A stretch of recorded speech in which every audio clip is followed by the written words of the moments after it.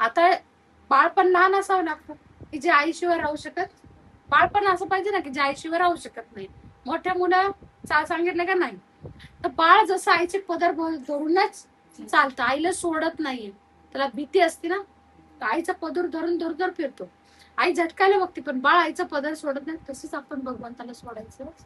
सोडलं की तुमच्या कलियुग नाम आधारे तर जगा सिमर सिमर सिमरन नाम आधारे तर जयेगा तू.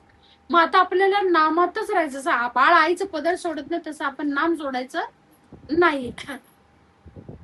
तर तो भक्त मला प्राणाचे प्रिय. मग आता नुसतं नामून चालतंय का? तर नाही, संवाद साधायचा. आता हे बातम्या बघा जरा, मोबाईल बघतात तर त्यात जरा चांगल्या काही गोष्टी बघा काय चाललंय ते. मग हे काय की भगवंताशी संवाद साधा, की संवाद जगात काय काय चाललंय. तर असं घडून देऊ नका तसं नाही म्हणायचं. काय म्हणायचं, देव परमेश्वर तुला जसं योग्य वाटेल तसं कर, कारण तुझी लेकरं आहेत आणि म्हणजे परमार्थ व्यर्थ म्हणतात आणि संसाराला महत्व देतात. अशी आज सगळी जीव स्वार्थी झाले. तर जसं तुला योग्य वाटेल तसं कर. मग आता जसं महापूर आला है ना, मग जर महापूर आला त्यांनी बघितलं की ह्याला वाचवायचं आणि त्याला आला तर मग सहज कर. मग तसंच आहे की जेव्हा दळायला जातो ना तर त्यावर गव्हाबरोबर किडे सुद्धा रगडले जातात. मग आता या ठिकाणी किडे पण कोण असतात, ज्यांनी काहीतरी केलेलं असतं तेच रगडले जातात. असेच कुणी रगडले जात नाही. भगवंत ज्यांना रगडायचं त्यांना कडेला उभा करतो, भीती घालून इथंच उभा राहा, मी आले तो पण. मग आपण वाचवले जाणारे जर आपण त्या बाळासारखे झालो तर. परंतु आवडत्या भक्ताच्या गोष्टी हा मला भुरळ पाडणारा मंत्र आहे.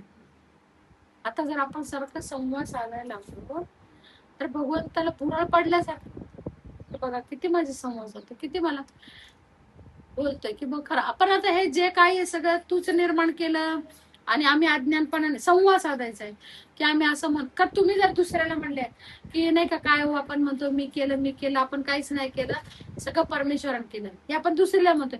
पण तीच गोष्टी आपण अंतर्मनातून म्हटली, देवा परमेश्वरा सगळं तूच केलं पण आम्ही आहे ना आम्हीच केलं म्हणत होतो, हे मी केलं ते केलं. खरंच परमेश्वरांचं किती मोठं अज्ञान ना, सगळं तू करतोय ना आम्ही त्याला मी म्हणतोय. तर हे आपण आज संवाद साधला तर की आपला अंतरात्मातून बाहेर बोललं की कलीला बाहेर आपण कलीला बोलतो, कलीला काय केलं नाही. मग कली काय उत्तर दे ना, असं कसं बघू बर, रोप नाही लावलं झाड झालं असं कसं होईल. तो तसं म्हणणार आहे. पण आपण आतून म्हणलं खरंच परमेश्वर तुझी लीला आगाध आहे की रात्रीला कळले नाही दिवस काय चालतं, दिवसाला कळलं नाही रात्री काय.